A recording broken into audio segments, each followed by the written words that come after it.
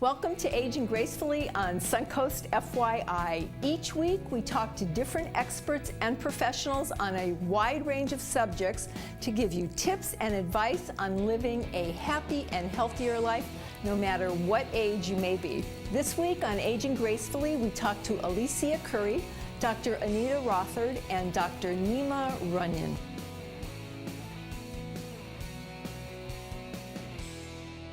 Author Alicia Couri returns this week to talk about how to mix it up to continue to age gracefully. Nice to see you again. It's great to be back. Great. Now, last week we talked about inception and how thoughts can manifest if you're not careful with those. Yes. So this week we're going to talk about how to mix it up. How do people get stuck in a rut and how can they mix that up? Yes. You know, so many times people get stuck in a rut, especially as you start getting older. You tend to do the same things over and over again, and you're not challenging yourself anymore. Right. You know, this is my life. This is how it is, and I come home, I become a couch potato. Right. I don't have the energy, and there are those negative thoughts that you have to get rid of. Again, yes. So, what do you suggest for people to get out of that rut? You know, sometimes challenge yourself to learn a new skill, learn something different. I hear so many people as they get older and technology changes, they said, oh, I can't learn this now, you know, I'm an old dog, I can't learn new tricks. Well, maybe challenge yourself a little bit to learn something new about technology. You might enjoy it. You might actually enjoy going on social media or enjoy learning how to use the computer. You know, so there are classes everywhere that you can take to learn something new, and it keeps your brain sharp. Well, that's it. How does it affect you if you don't change your routine? Exactly. It sharpens your thinking. It keeps, because your brain, we talked last week about the research that Dr. Caroline Leaf did, and you need to continue to build new neural pathways. That's a tongue twister. I'm glad you said it. New neural pathways in the brain, and that helps keep your brain functioning younger. Okay, and you can't do that. I mean, it's as simple as, like you said, you know, learn something new. Take a course in computers. Continue learning. You know, continue learning. Even play games. Games are excellent at building those neural pathways. Because as children, if you look at how children operate, they're always curious. They're always learning about something. Do not let that stop. Continue to learn and grow, and then you continue to keep your brain sharp and active. And it's not just for your brain, it's for your body as well. Well, they go hand in hand. Absolutely. You know, so as you think, so you be. You become, right? exactly. You become. So, how have you mixed it up? Because my goodness, I can't believe when you said you were 48 last week. Oh my gosh. I know. You know, I've never... Do you believe you're 48? I don't. Okay. I really don't. I don't even look at the number until I have to actually say it. Okay. Well, there you go. Yeah, I don't look at the number. It doesn't it's just affect a number. Me. Exactly, one way or the other. My son always tells everybody, guess how old my mom is? And they can never guess. And they can never guess. He's so excited to tell everybody my age. Wonderful. I mean, that's great. Thank you. So in my own life, it's not about habits, because we need to develop good habits. You know, eating right, exercise, you know, things that we do on a consistent basis. But mixing it up, meaning don't have a routine in what you do. So habits and routines are a little different. Right. So for me, I've never had a regular routine in anything other than dropping my kids off and picking them up at school. Right. But everything else in my life, I was a flight attendant, so my days were always different. I'm a professional makeup artist and beauty consultant, and every day is different. Always changing. You know, I go out to my clients, so everything's always changing. I'm always driving somewhere new, somewhere different, and trying to figure out how to get there. How to get there. So you're building those new neural paths. Exactly, exactly. So it's, you know, it can be challenging at times, but it's always exciting. It's always different, and so I challenge you to do something different. One of the things that you said, and you know, we touched a little bit on maybe exercising or not, it's just changing your routine up, but it was interesting in your book you said, I started running. Yes. And my friends laughed at me because I said I would run for 7 minutes as hard as I could, and that was it. That was it. And I still do it. It's 6 minutes now, but I still do it. I still run as fast as I could, as I can, and that's it. And everybody, you know, they still scoff at me and say, I say, well, you know, the results, works for me. It works for me. Yes. It works for me. You're a living testimony to it works for you. And, you know, growing up with my own lack of exercising, you know, my friends would say anything's better than nothing. Than nothing. You know, if you struggle, get up and walk around your couch. Just do something. Just move your body. Move your body. Yes. Because taking Tai Chi, if you know, he noticed. He said, "Well, you're still pretty flexible, but you'll lose your flexibility if you don't move." If you don't move, yes. So change your routines. A lot of people in their 60s are now taking up bodybuilding, because when you strengthen your muscles, when you strengthen that muscle, it reduces aging. So building muscle helps not only protect your bones, so you have stronger bones, but it also helps with that flexibility, and it helps you become younger. It changes your skin texture. Yeah, and it makes you feel good. It releases makes you feel those good. endorphins. It makes you feel great about yourself. And so well, those are the benefits that you feel good about that. Now, may I quote your book? Yes, you may. Okay.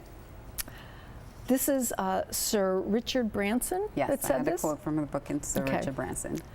There is no greater thing you can do with your life and your work than to follow your passion in a way that seems the world is there for you. Yes. Serves the world for you. It serves the world for you. You know, one of the other things that's really important that I think people laugh at too is creating a bucket list. You know, there was that movie, The Bucket List. Right. Where they went skydiving. You know, you can do things now that may not seem that dangerous, like skydiving. They have those wind tunnels that you can go into, and it simulates skydiving. So even if you think that there's something that you wanted to do, but maybe you have some limitation to doing it, find an alternative. That's where learning the computer helps. Go on Google and search an alternative to what you originally wanted to do. Right. If you can't do that kind of level anymore, then bring it down. But yes, make a list, a bucket list. And take action. Do it and take action. Take action. Okay. Yes, we're going to close with that today. Great. Thank you again for being here. We'll see you next week. Absolutely. Thank you. Please stay tuned. Aging Gracefully on Suncoast FYI will return after a short break.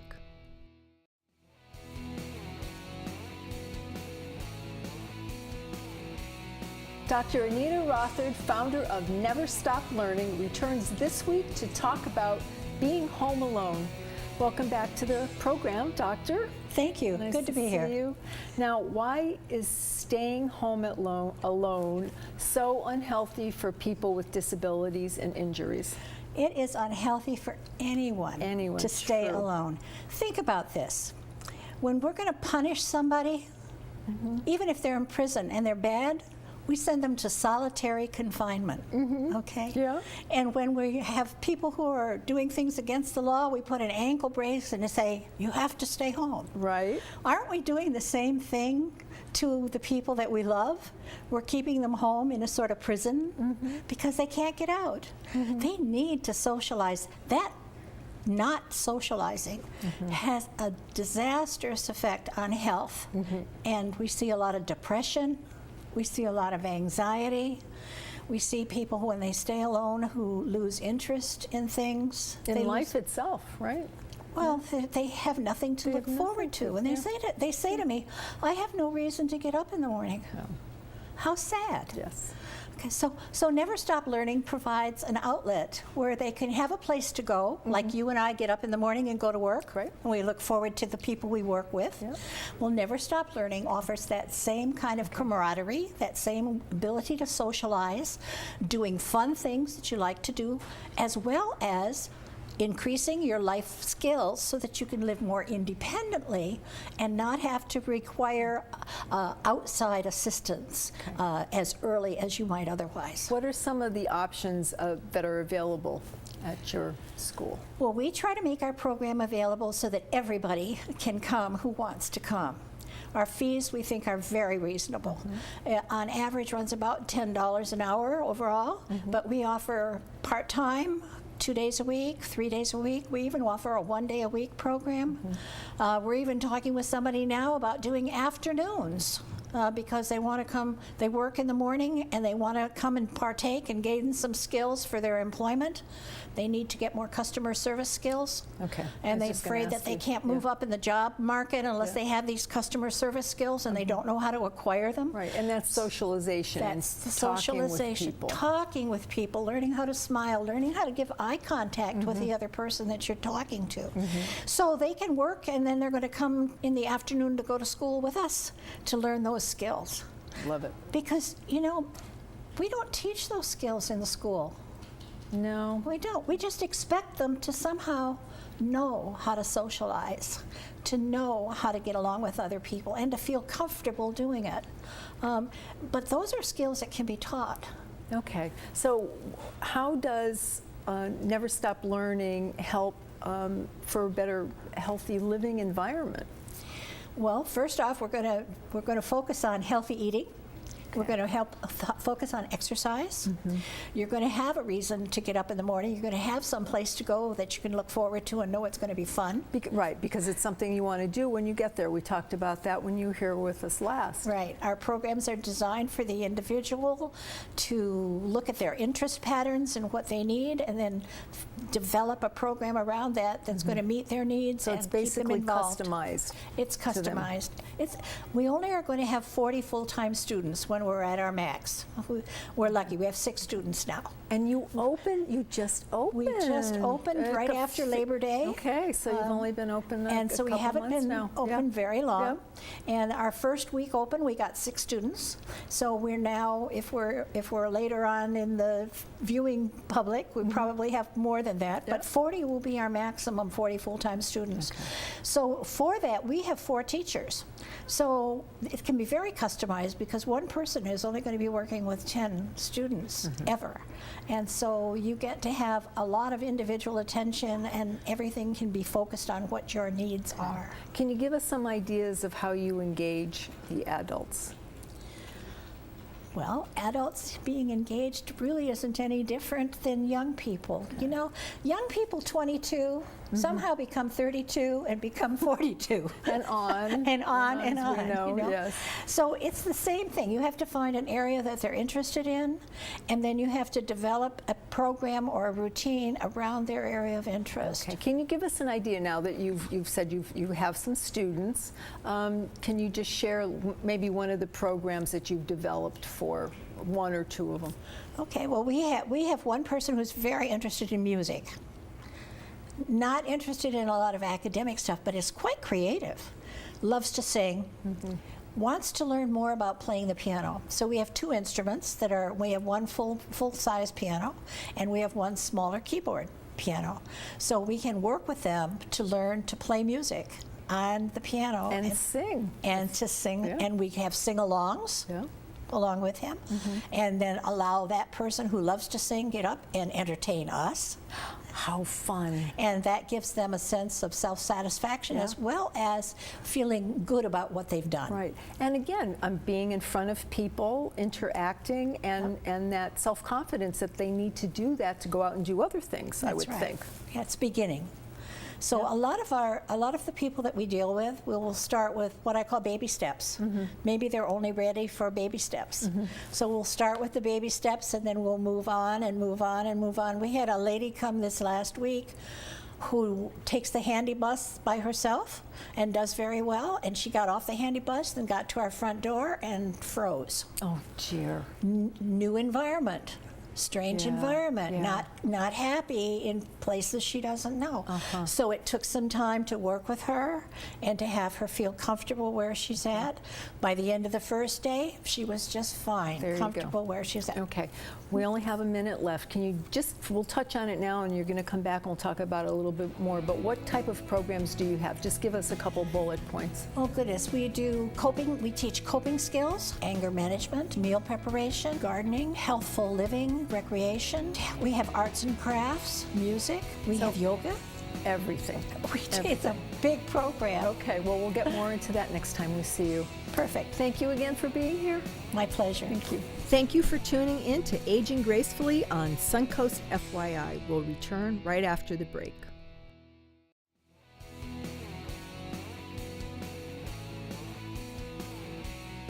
Dr. Nema Runyan from Elite Health returns this week to talk about the fragile topic of dying and dignity. That's a tough one. It is. We all know that's inevitable.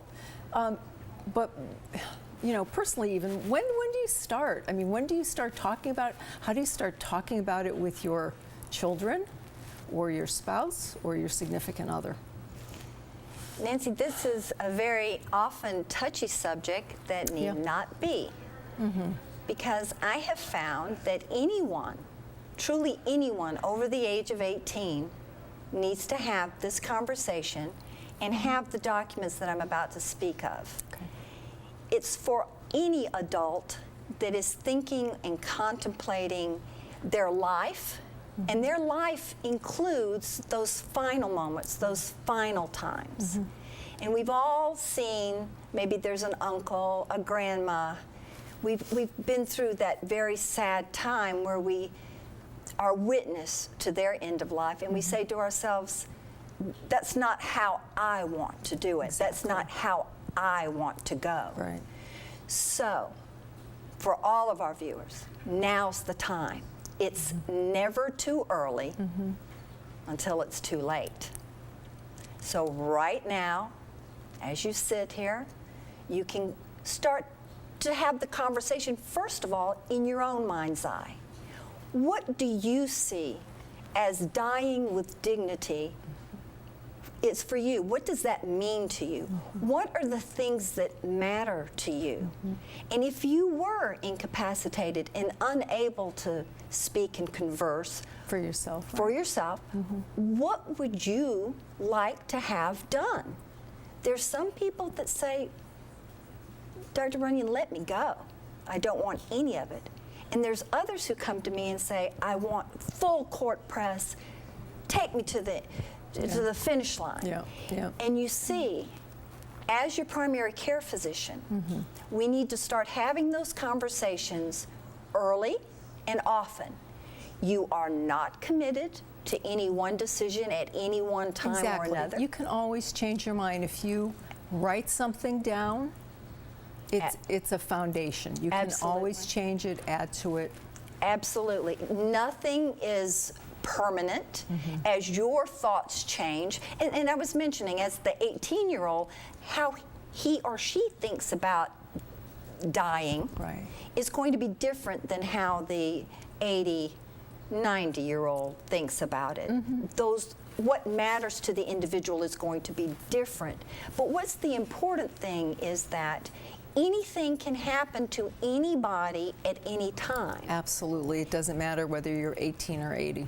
It doesn't. Nope. So if it's a concern to you that because we enjoy, I think most enjoy having a certain amount of control and our opinions expressed in our life, and this is an extension of that. So when you go into your physician, it's very important that you speak of these end-of-life wishes and that your physician documents this in the medical chart. All right. What are some of the things that you wanted to mention that we need to have? Well, I think the first thing is you need to know what matters, how aggressive or unaggressive you want someone to be. Understanding terms like CPR, cardiopulmonary resuscitation, those are with chest compressions or electricity starting your heart. What it means to be mechanically ventilated, having a breathing tube put in your throat and then having a machine do the action of inhalation, exhalation for you. And also, those are more mechanical things, but also the hydration, nutrition. If you're unable to take your own food and water, what would you want to have done for you in that case? Would you want to be invaded with a tube or not to give yourself food and nutrition. Yeah, and So- that's, it's so important, not to interrupt, but it is. I can't stress enough what you're saying. Having witnessed things like that in my personal life, you don't want to wait until it's too late. And that's why I'm saying, you really need to start the conversation Now. as uncomfortable as it is. Now, I think everybody over the age of 18, because anything can happen at any time, Okay. should start having the thoughts and conversation to themselves, their family, and their friends, Okay. and establish who they would want. It's called a health proxy. Okay. So it's a person, it can be family, it can be friends. Who do you want to speak for you when you can't? So it's someone that you speak about these end-of-life wishes on an ongoing basis, meaning you can change what you feel, Right. but someone who knows what that is. And then that added little bonus, just like we have a will for our distributing our assets, there is an advance directive that you tell in writing everyone, your family, your friends, your doctor, the hospital. You tell them, if this happens, then is I it. want this. And it can be as detailed as you want it to be. Okay. The more information, the better. But Okay. everyone should have this, All right. everyone. Great, thank you. Now, yes, we enjoyed having you on the show. And I enjoyed being here. I would like you to tell our viewers one more time what sets elite health apart from others. Well, There's a lot of things. There's but- a lot of things, and I think of all my decades in medicine, I repeat this so many times, I've never seen anything quite like it. The superstructure that they have in place allows the doctor and the patient to be more one-on-one, more in partnership with each other. As it should be. Yes, but it's a structure such that it's all about patient ease, patient care, and the focus is on preventive medicine, keeping you healthy, and as bad as it sounds, keeping you out of our office and out of the hospital, living your life The way it should be. the way you want to and enjoying the things that you want to Awesome. enjoy. What a great way to end the show. Thank you for so having much, me. Doctor. Thank you. Thank you for tuning in to Aging Gracefully on Suncoast FYI. To find previous episodes, go to snntv.com under programming. See you next Saturday and Sunday at noon.